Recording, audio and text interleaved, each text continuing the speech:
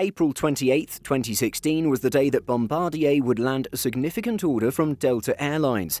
Unfortunately, this big order from Delta would kick off a series of events that would eventually lead to intervention from Boeing and ultimately acquisition of the aircraft program by Airbus.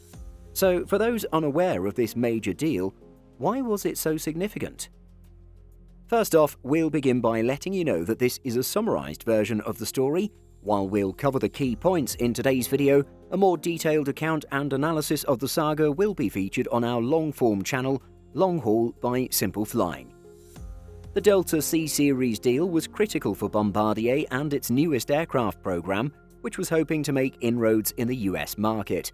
However, a year later, Boeing would file a complaint against the deal.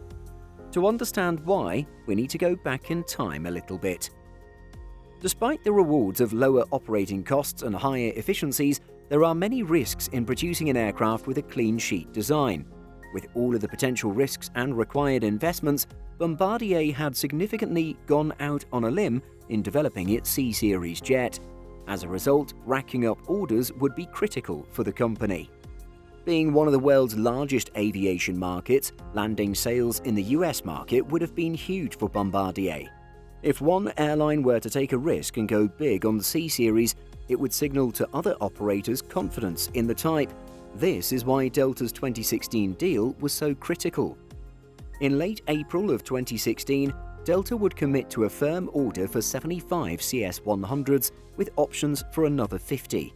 The deal was just what Bombardier needed to regain momentum as it worked towards ramping up production. However, in April 2017, Boeing filed a complaint with the US International Trade Commission, or USITC, accusing Bombardier of quote-unquote dumping the jets, that is to say, selling them at below production cost. Boeing also asserted that Bombardier's subsidized sales of its CSeries in the US was at the detriment of its 737 program, which would soon see the 737 MAX enter service. The US Department of Commerce would then impose a 219.63% tariff on every Bombardier CSeries airliner brought into the country, effectively tripling the cost of each aircraft for Delta. As reported by Bloomberg, Delta issued a statement saying, "We are confident the USITC will conclude that no US manufacturer is at risk because neither Boeing nor any other US manufacturer makes any 100 to 110-seat aircraft that competes with the CS-100. Boeing has no American-made products to offer because it cancelled production of the 717 more than 10 years ago."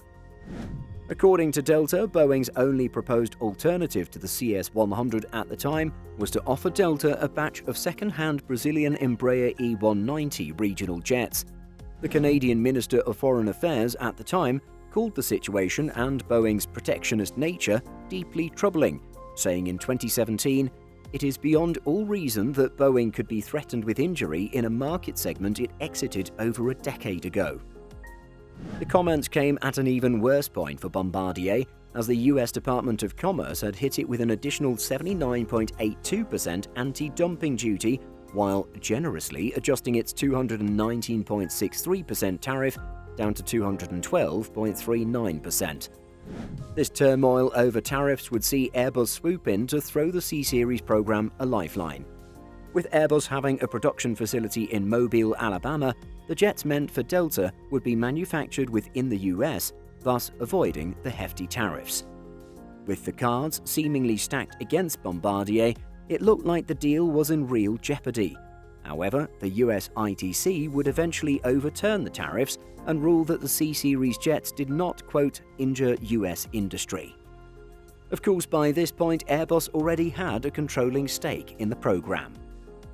Since then, the A220 has become a fairly well-respected aircraft, praised for its low operating costs and extensive range and efficiency.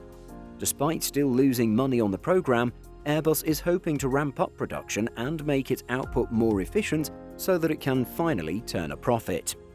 It's difficult to know what would have happened to this jet had Boeing not gotten involved, driving the program into the hands of Airbus.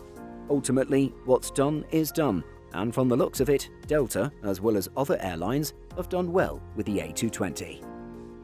Do you think the A220 would be as popular as it is now if Airbus didn't take over the program? Let us know by leaving a comment. And just a reminder that this is a shorter version of our report on Delta's CSeries deal. For more details and analysis, subscribe to our long-haul channel to be notified of the release of the lengthier companion video. In addition to our daily YouTube videos, Simple Flying publishes over 150 articles and a podcast every week. If you're looking for the latest aviation news and insights, visit simpleflying.com. Thanks for watching, and don't forget to like and subscribe before you go.